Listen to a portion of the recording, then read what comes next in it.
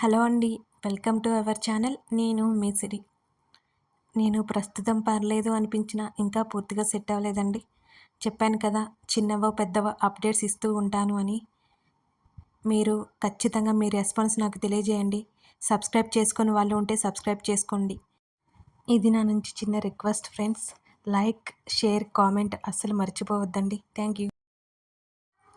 లేదంకుల్, work postpone అయింది. నోటికి వచ్చిన అబద్ధం చెప్పేశాడు. రోహన్ ఊర్లో లేకపోవడంతో రావడం కుదరలేదు. బావా, ఏం చేయమంటావు అని అడిగాడు అక్షయ్. ధరణి అక్కడికి ఎందుకు వచ్చిందో కనుక్కో. శ్రేష్ఠకి తను ఎలా ఫ్రెండో కనుక్కో. నేను పెట్టిన చిచ్చుకి తనంత సంతోషంగా ఎలా ఉంది ఆలోచనగా అన్నాడు రోహన్. సరే బావా, మంచి ఛాన్స్ మిస్ అయిపోయింది. శ్రేష్ఠ, ధరణి ఇద్దరు చిక్కేవారు నువ్వుంటే అన్నాడు అక్షయ్. దానికి ఇంకొక ప్లాన్ ఉంది. ఇప్పుడు నాకు ఇంపార్టెంట్ వర్క్ ఉంది, తర్వాత కాల్ చేస్తాను. కాల్ కట్ చేశాడు రోహన్. ఇప్పుడు తను ధరణి కంటపడితే ధరణి ఎలా రిసీవ్ చేసుకుంటుంది? అయినా తన స్నేహితుడు అక్షయ్ అనుకుంటుంది కదా. ఇప్పుడు ధరణికి కనిపించినా పెద్ద నష్టమేమీ లేదు.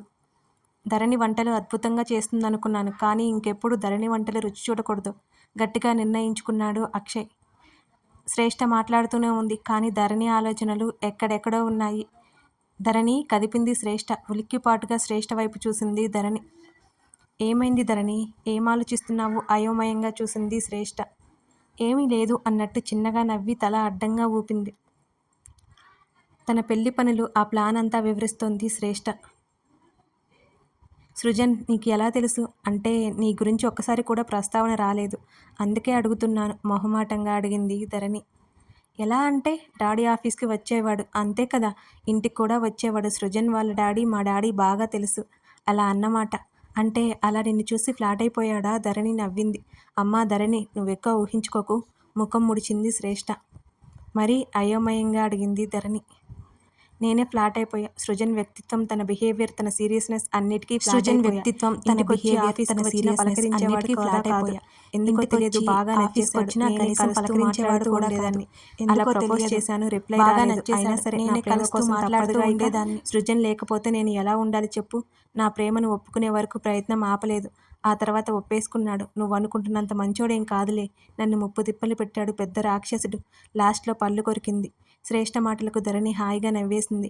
ఎంత స్వచ్ఛమైనది శ్రేష్ఠ, మనసులో ఏది దాచుకోదు, ఎంత స్వచ్ఛంగా మాట్లాడుతుంది.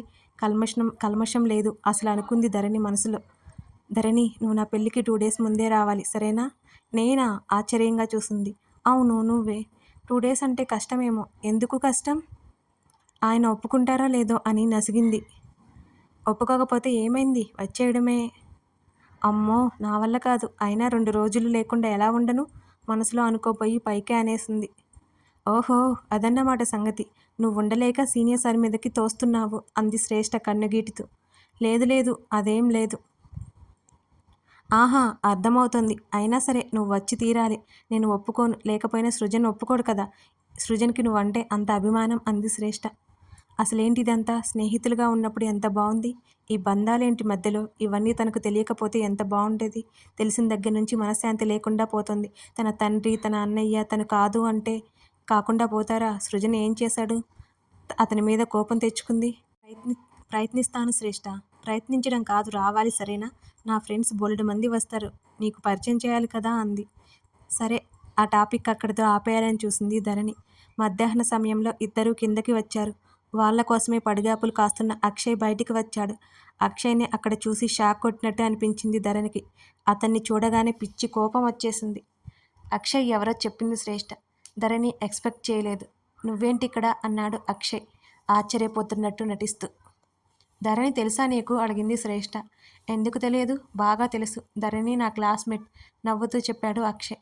చేతులు కట్టుకుని అక్షయ్ వైపు చూసింది ధరణి. వంట మనిషి పిలవడంతో అటువైపుకి వెళ్ళింది శ్రేష్ఠ. ధరణి, బాగున్నావా అన్నాడు అక్షయ్. ఏం మాట్లాడలేదు ధరణి. ఏమైంది, ఎందుకలా ఉన్నావు? కాస్త దగ్గరికి వచ్చి అడిగాడు అక్షయ్. ఎవరు నువ్వు? ధరణి అడిగిన ప్రశ్నకి బిగుసుకుపోయినట్టు ఉండిపోయాడు అక్షయ్. వెంటనే తేరుకొని, అదేంటి ధరణి అలా అంటావు? నీ ఫ్రెండ్ అక్షయ్ని మర్చిపోయావా? కంగారు దాచుకుంటూ అడిగాడు అక్షయ్. నువ్వు నా ఫ్రెండ్ అక్షయ్వి కాదు. అక్షయ్ ఇలా ఉంటాడు. తన ఫోన్లో ఉన్న ఫోటో చూపించింది. అర్థమైంది అక్షయ్కి. చెప్పు, ఎందుకు అక్షయ్లా నా దగ్గరికి వచ్చావు అని అడిగింది గట్టిగా. మెల్లిగా మాట్లాడు అన్నాడు శ్రేష్ఠ వస్తుందేమోనని. మర్యాదగా చెప్తావా లేక మా ఆయనకు చెప్పమంటావా? ధైర్యంగా అడుగుతున్న ధరణిని చూస్తుంటే ఆశ్చర్యంగా ఉంది అక్షయ్. రోహన్ చెప్పిన దానికి, ధరణి ప్రవర్తిస్తున్న తీరుకి అంతా అయోమయంగా కనబడుతోంది అతనికి. శ్రేష్ఠ వస్తుంది, నేను నీతో తర్వాత మాట్లాడతాను అన్నాడు. శ్రేష్ఠ ముఖం చూసి ఆగిపోయింది ధరణి. రా ధరణి, లంచ్ చేద్దాము. శ్రేష్ఠ వస్తూనే పిలిచింది. ఇప్పుడే వస్తాను, చిన్న ఫోన్ కాల్ బలవంతంగా నవ్వు తెచ్చుకుని అంది. ఓహ్, మీ వారితోనా? వెళ్ళిరా వెళ్ళిరా అంటూ కన్ను గీటుతూ అంది శ్రేష్ఠ. అక్షయ్ వైపు ఒకసారి చూసి కాస్త పక్కకు వెళ్ళిపోయింది ధరణి. అక్షయ్, నువ్వు కూడా రా, భోజనం చేద్దాం అంది శ్రేష్ఠ. నేను తర్వాత తింటాను, లేని నవ్వు తెచ్చుకొని నుదుటిన పట్టిన చెమట తుడుచుకుంటూ అన్నాడు అక్షయ్. ధరణి నిజంగా గగన్కి చెప్పేస్తుందా? కాసేపటి వరకు ఊపిరాడలేదు అక్షయ్కి. గగన్తో మాట్లాడి అతను ఎప్పుడు వస్తాడో అడిగి కాస్త ధైర్యం నింపుకొని వచ్చింది ధరణి. అక్కడి నుండి గదిలోకి వెళ్ళిపోయాడు అక్షయ్. ధరణి ఇంటికి వెళ్ళేసరికి కన్విన్స్ చేయాలని, లేకపోతే తన ప్లాన్ అంతా వృధా అవుతుంది. ఏం చేయాలి అని ఆలోచించుకుంటూ రూములో పచార్లు చేయడం మొదలుపెట్టాడు అక్షయ్. కాసేపటికి బయటికి వచ్చి ధరణి కోసం చూశాడు. సోఫాలో కూర్చొని కనిపించింది ధరణి. చుట్టూ చూశాడు. శ్రేష్ఠ కనబడలేదు. అదే అదునుగా ధరణి దగ్గరికి వచ్చాడు. అక్షయ్ని చూసి కూడా చూడనట్టు ఉండిపోయింది ధరణి. ధరణి, మాట్లాడాలి నీతో. మీకు మాట్లాడుకోవడానికి ఏమున్నాయి అక్షయ్? ఆమె మాటల్లో కోపం కనబడుతోంది. అబద్ధం చెప్పి నీతో మాట్లాడినందుకు ఐఎమ్ రియల్లీ సారీ. కానీ నీతో మాట్లాడడానికి నాకు అంతకు మించే అవకాశం దొరకలేదు. అసలు నాతో ఎందుకు మాట్లాడాలి? ఐ లవ్ యూ ధరణి అంటున్న అక్షయ్ మాటలకు కళ్ళు పెద్దవి చేసి చూసింది ధరణి. అతను చెప్పింది అర్థం కానట్టు అయోమయంలో పడిపోయింది. ఇష్టం నువ్వంటే నాకు. నిన్ను ఎలా అప్రోచ్ అవ్వాలో అర్థం కాక అలా అప్రోచ్ అయ్యాను అన్నాడు అక్షయ్. మీకేమైనా పిచ్చా? నాకు పెళ్ళైపోయింది అసహ్యంగా చూసింది ధరణి. నువ్వంటే నాకు ఎప్పటినుంచో ఇష్టం. ఇప్పుడు కాదు, 2 సంవత్సరాల క్రితం నుంచి. నిన్ను చేరుకునేసరికి ఇంత టైం పట్టింది. బాధపడుతున్నట్టు మాట్లాడాడు. ఏది ఏమైనా ఇంకోసారి నన్ను కలవడానికి ప్రయత్నం చేయకండి. నేను వేరొకరి భార్యని అనే సంగతి గుర్తుపెట్టుకోండి. అయినా ఇలా చెప్పడానికి అసహ్యంగా లేదు అంది ముఖమంతా చిట్లించి చూస్తూ. అక్షయ్ అలా చెప్తుంటే తన శరీరం అంతా అతడి పట్ల జిగుప్సతో నిండిపోయింది. అసలు అలా ఎలా చెప్తాడు? ధరణి ముఖంలో కనబడుతున్న అసహ్యానికి తట్టుకోలేకపోయాడు అక్షయ్. ఆమె మీద విపరీతమైన కోపం వస్తున్నా కష్టంగా కోపాన్ని అదుపు చేసుకున్నాడు.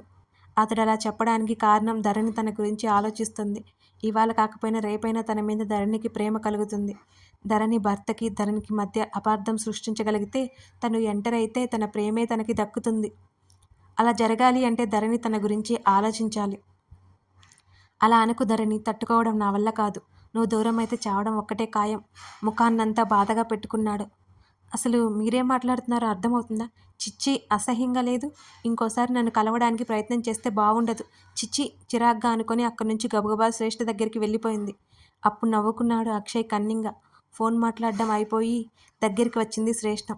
ధరణి మనసంతా ఏదోలా అయిపోయింది. అసహ్యం వేస్తోంది తన మీద తనకి. ఏమైంది అలా దిగులుగా ఉన్నావు? కాస్త తలనొప్పిగా అనిపిస్తోంది, ఇంటికి వెళ్ళిపోతాను. అదేంటి, సీనియర్ సార్ ఈవినింగ్ వరకు ఉండమని చెప్పారు కదా. ఆయన స్వయంగా తీసుకెళ్తాను అన్నారు కదా. ఇప్పుడు నువ్వు వెళ్తే ఎలా అడిగింది శ్రేష్ఠ. ఆయనకి కాల్ చేసి ఎవరినైనా పంపించమని అడుగుతాను అంటూ ఫోన్ తీసుకుని బాల్కనీలోకి వెళ్ళిపోయింది ధరణి. కథ కొనసాగుతోంది. Thank you for watching this video. మీ అభిప్రాయం తప్పక తెలపండి. మీ లైక్, కామెంట్ నాకు ముఖ్యం.